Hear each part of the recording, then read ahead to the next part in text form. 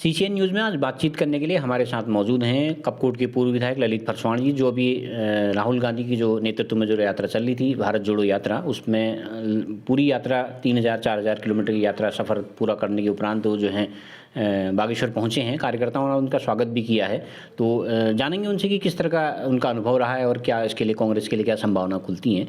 तो विधायक जी, आपका स्वागत है हमारे चैनल में। सबसे पहले तो सीसीएन चैनल के माध्यम से मैं जनपद बागेश्वर के सभी क्षेत्रवासियों को, अपने शुभचिंतकों को, यहाँ की मातृशक्ति को नमन करता हूँ, प्रणाम करता हूँ। और 6 महीने के बाद क्षेत्र में पुनः सक्रिय राजनीति में मैं यहाँ पर आया हूँ, तो आपके माध्यम से बहुत सारे बिंदुओं को मैं लगातार सुनता भी था और उनका समाधान कराने की हर संभव कोशिश भी करता था। आज आपने भारत जोड़ो यात्रा की अनुभवों की बात यहाँ पर रखी है, तो एक बहुत अच्छे अनुभव के साथ भारत जोड़ो यात्रा चली, क्योंकि अगर मैं इस यात्रा से नहीं जुड़ता तो शायद भारत जोड़ो यात्रा के अनुभवों को मैं नहीं समझ पाता, क्योंकि मैं उस त्रिवेणी से चल के आया हूँ जहाँ हिंद सागर और आपके बंगाल की खाड़ी और अरब सागर तीनों का संयुक्त मिलन है कन्याकुमारी में। वहाँ से पद यात्रा चली थी 7 सितंबर को, और 30 जनवरी को श्रीनगर के लाल चौक में इस पद यात्रा का समापन हुआ, और जो आज़ाद मैदान है। तो बहुत सारे अनुभवों से हमने इस यात्रा को देखा। देश प्रदेश की सांस्कृतिक विरासतों को देखने का मौका मिला, केरल को बहुत नज़दीक से देखने का मौका मिला कि बहुत अच्छी सांस्कृतिक विरासत हमने देखी।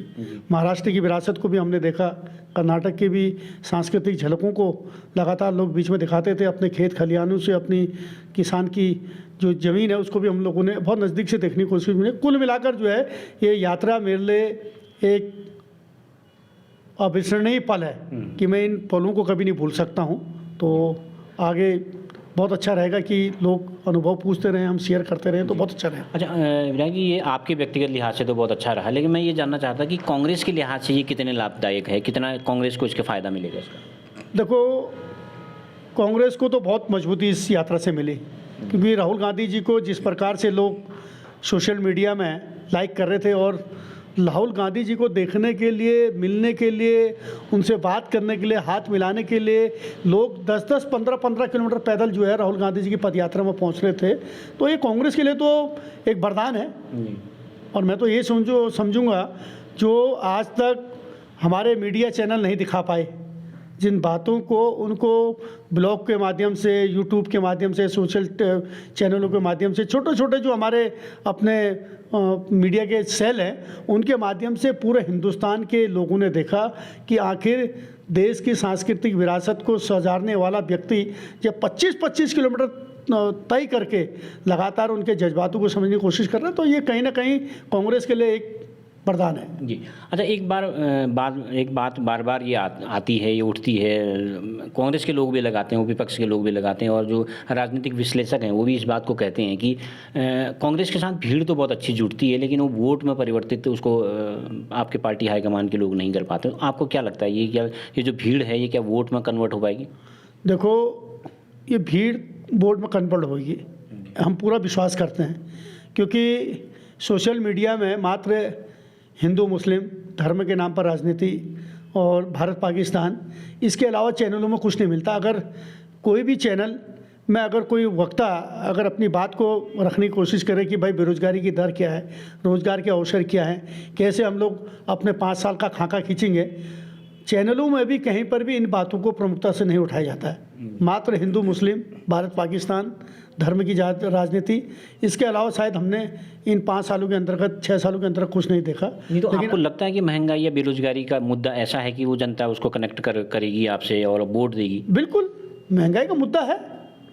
लोग हर जगह कहते हैं कि भैया 70 साल में 400 रुपये का सिलेंडर हुआ, और मात्र 7 साल के अंतर्गत जो है 1100 रुपये का सिलेंडर कैसे हो गया? तो महंगाई तो बढ़ रही है। लोग फिर भी कहें नहीं जी हम भारत पाकिस्तान के नाम पर दे देंगे। आज तो उससे भी ज़्यादा सैनिक मारे गए हमारे, आज उससे भी ज़्यादा हमारी सीमाओं में जो है पाकिस्तान ने और चाइना ने कब्जा कर लिया। तो भैया जब अगर उन मुद्दों को लेकर हम लोग बात करते हैं तो भाई क्यों सरकारें जो है पीछे हटने की बात करती है कि भाई यहाँ पर हमारे देश को नहीं दे रहे, साथ नहीं दे रहे। जब आपने मूर्ति सरदार वल्लभ पटेल की मूर्ति जो है चाइना से बनाई, उस समय क्यों नहीं सोचा कि भैया चाइना से निर्माण करवाने की बात करते हैं। जब छोटी छोटी चीज़ें आप चाइना से बना रहे हैं, बुलेट ट्रेनों के पुर्जे आप चाइना से बनवा रहे हैं, तो हिंदुस्तान की छोटी छोटी एरोनॉटिकल जो इस हमारी HAL थी, हिंदुस्तान एरोनॉटिकल लिमिटेड थी, उसको बंद करने की क्यों बात करेगी भाई। हमारे छोटे छोटे जहाज वहाँ पर बन रहे थे, आज तो अडानी अंबानी को आपने दे दिया, दूसरी मल्टीनेशनल कंपनियों को दे दिया, तो भाई वो वैसे ही हमारे देश की स्थिति आपके सामने है। जी अच्छा विधायक जी, जब ये भारत जोड़ो यात्रा आपके लिहाज से आप कह रहे हैं कि ये बहुत सफल रही है और बहुत लोगों को हमने कनेक्ट किया है, जोड़ा है, संगठन को भी मजबूती मिली है, तो अब क्या है, अब क्या कांग्रेस फिर से शिथिल हो गई है, फिर से बैठ गई है, या अगले प्रोग्राम आपके क्या है? नहीं, आगे प्रोग्राम चल रहे हैं।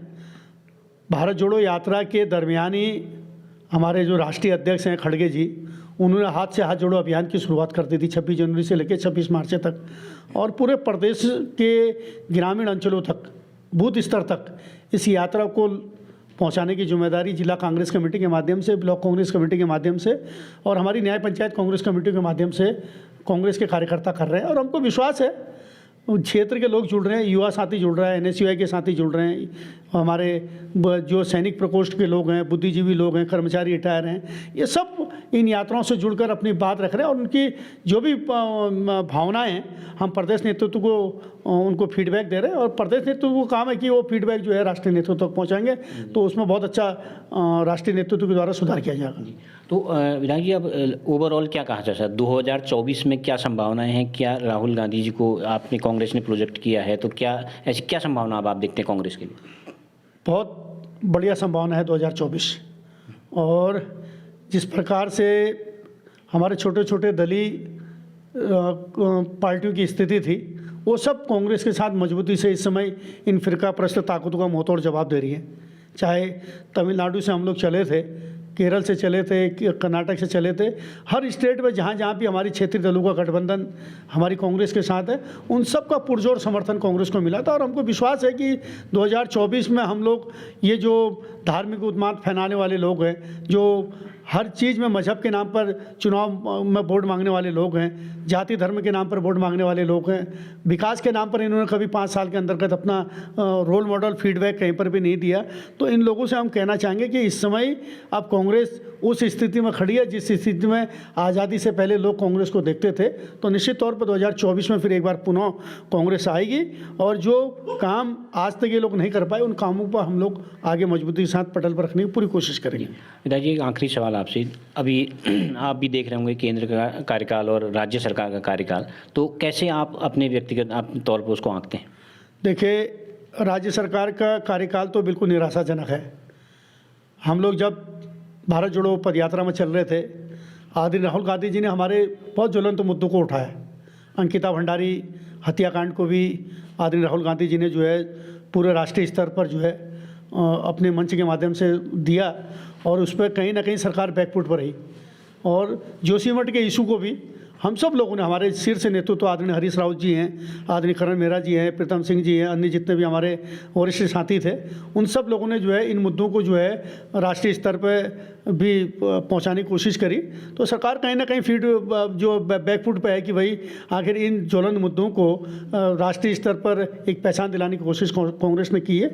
और जिस प्रकार से आज प्रदेश सरकार के हालात हैं, जो युवा मुख्यमंत्री की बात करते हैं, आज उनके कार्यकाल में सबसे ज़्यादा घोटाले हमारे सामने आ रहे हैं। और भारतीय जनता पार्टी की सम्मिलितता तो इस कदर है कि भाई इनके मंत्री के बेटे कहीं अंकिता भंडारी हत्याकांड में लिप्त रहते हैं, तो कहीं इनके ब्लॉक के जो मंडल के अध्यक्ष हैं वो JEE भर्ती प्रकरण में, पटवारी भर्ती प्रकरण में, दूसरे भर्ती प्रकरणों में लिप्त होते हैं। हाकम सिंह जैसे इनके कई हाकम सिंह हैं। हम तो बागेश्वर की बात करते हैं, अगर जांच करे मुख्यमंत्री, जरा सी हिम्मत करे, तो बागेश्वर में भी बहुत हाकम सिंह मिलेंगे।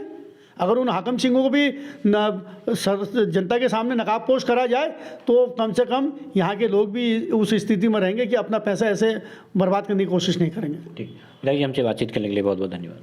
बहुत बहुत धन्यवाद है, बहुत बहुत धन्यवाद। तो आप थे हमारे साथ भारत जोड़ो यात्रा के, जिन्होंने सक्रियता के साथ उसमें भाग लिया, और कपकोट के पूर्व विधायक ललित फरसवाण जी, जिनका स्पष्ट मानना है कि भारत जोड़ो यात्रा बहुत सफल रही और आने वाले दिनों में हाथ से हाथ जोड़ो यात्रा कांग्रेस इसमें करेगी और निश्चित तौर पर 2024 में देश की जनता जो है सत्ता परिवर्तन करेगी। CCN न्यूज़ के लिए मैं सुरेश पांडे।